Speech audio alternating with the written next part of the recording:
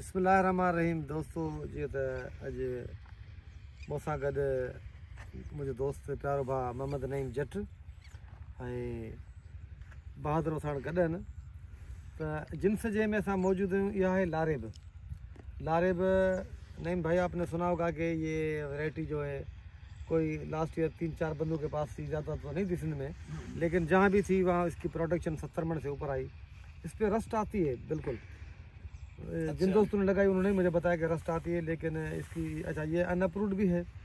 बहरहाल हमने भी ट्रायल के तौर पे 5-6 एकड़ साल लगाए हैं, तो देखते हैं इसको। अभी तो आपने इसको ये पौधा देखा है कि टेलर कैपेसिटी मेरे ख्याल में तो इसकी अभी तक 20 दिन में भी 4 टेलर बना लिए। हाँ 4-5 टेलर बन गए हैं।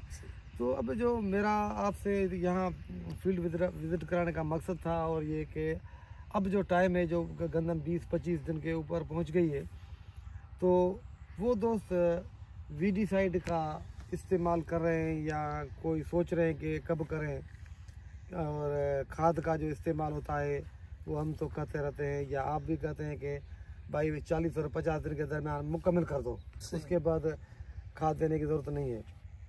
और ये जो स्प्रे है वीडीसाइड का घास वाला, वो भी हम तो कहते हैं कि भाई आप 25 और 30 दिन के दरमियान कर लो। लेकिन आमतौर पे लोग गंदम को बड़ी करके फिर करते हैं, यानी खाद भी डाल दी, सारा जिन्होंने जो खर्चा था वो कर दिया, उसके बाद भी स्प्रे करते हैं। तो इसके बारे में आप बताएं कि ये क्या करना चाहिए हमारे आबादकार को। बिस्मिल्लाहिर्रहमानिर्रहीम। असल में देखें, हमारा स्प्रे करने का मकसद, खाद देने का मकसद ये होता है कि हमारी एवरेज बढ़े। सही बात है। अच्छा, जो हम गंद घास को कवर करते हैं उसका मेन मकसद ये होता है कि हम जो भी खुराक दें वो हमारी मेन फसल गंदम को जाए, हाँ, ना कि गंद घास खाए। बिल्कुल। अब इसे मुख्तलिफ थ्योरी है, लेकिन सबसे बेहतर ये है कि जैसे ही आप गंदम लगाएं, आप ऑर्गेनिक मैटर लाजमी इस्तेमाल करें ताकि रूट्स अच्छी तरह डेवलप हो। उसके साथ साथ जिंक का इस्तेमाल लाजमी करें। आप पहले पानी पे जब यूरिया दे रहे हैं उसके साथ जिंक मिक्स करके दें। सल्फर का इस्तेमाल लाजमी करें, अगले पानी पे आप सल्फर दे दें ताकि आपकी पौधा जो है वो आराम से बगैर स्ट्रेस के चल सके। अब आते हैं वीडीसाइड पे, तो आप देखते हैं जैसे ही हम पानी देते हैं 25 दिन की फसल होती है, जैसे फसल खुश्क वतर में आ जाए, टोटल गंद घास तकरीबन निकल जाता है। आम हमारा जिम्मेदार ये कहता है कि यार दुम्बी सीटी जंगली जो ब्लेड निकलती है 40-45 दिन के बाद निकलती है। ये तो गलत है उनका कहने का मकसद ही। अच्छा, जैसे भी देखें, जैसे न्यासा भी कीजिएगा।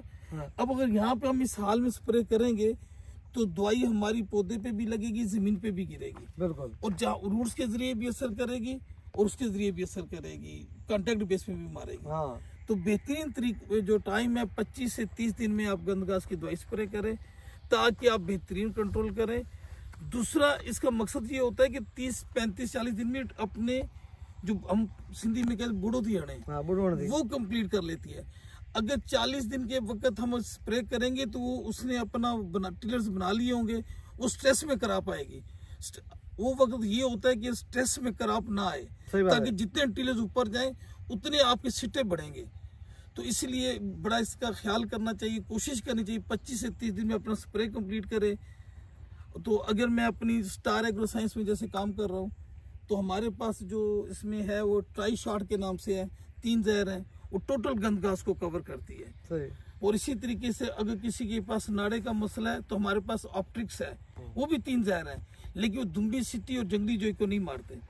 ऑप्ट्रिक्स जो है चौड़े पत्तों के लिए होती है, और ट्राई शॉट है, ये टोटो इसमें मैजोसल्फुरान है, प्लस फ्लोरासिलम है, प्लस MCP है। तो ये हर तरीके से हर गंद घास को मारती है। तो मेरी तो बेहतर मशवरा ये है कि 25 से 30 दिन में अपना स्प्रे कंप्लीट करें। कोशिश करें 35 से 40 दिन में अपनी खाद जो भी आपने देनी है कंप्लीट करें, ताकि जो टिलर्स बने ज्यादा से ज्यादा टिलर्स ऊपर आए। इनका आपस में मुकाबला होता है, अगर खुराक पूरी होगी तो ज्यादा टिलर्स बनेंगे। हाँ, यही बात है। जितना सीटें ज्यादा बनेगी उतनी एवरेज अच्छी है। और ये अपनी दवा अगर हम 25 या 30 दिन के दरमियान लगाते हैं तो उसमें दवा भी थोड़ी फसल को स्ट्रेस देती है, तो उसमें टिलर कैपेसिटी ज्यादा बढ़ जाती है। दूसरा बड़ा बेनिफिट ये होता है ना, आप खुराक दे रहे हैं, वो खुराक पौधा नहीं लेगा, वो गंद घास नहीं लेगा, वो आपकी असल फसल लेगी, उससे उसकी सेहत में। अगर हम जाके 40 या 45 दिन के बाद जब ये देंगे अपने दवाई का इस्तेमाल करेंगे तो वहाँ उस टाइम तक तो हम अपनी खाद 4 बोरी यूरिया और DAP हमें सारा दे चुके होंगे, यानी वो आधा हमने गंदम को दे दिया, आधा हमने घास को दे दिया, उसके बाद हम घास को खत्म कर रहे हैं। बिल्कुल जी, सीधा अभी हमें अपनी जो हम आम प्रैक्टिस है उसे बदलना पड़ेगा। हाँ बिल्कुल, ताकि अच्छे तरीके से अच्छी एवरेज ले। तो अपने इलाके के हिसाब से जो आपके एग्रीकल्चरिस्ट वहाँ पे लोग हैं, आप उनसे अपने इलाके के हिसाब से मशवरा करें। लेकिन हमारे हिसाब से 25 से 30 दिन में गंद घास की दवाई दे के आपको फारुग हो देना चाहिए।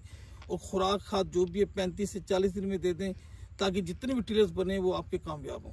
बड़ी मेहरबानी सर, थैंक यू, बड़ी मेहरबानी, आपने टाइम दिया।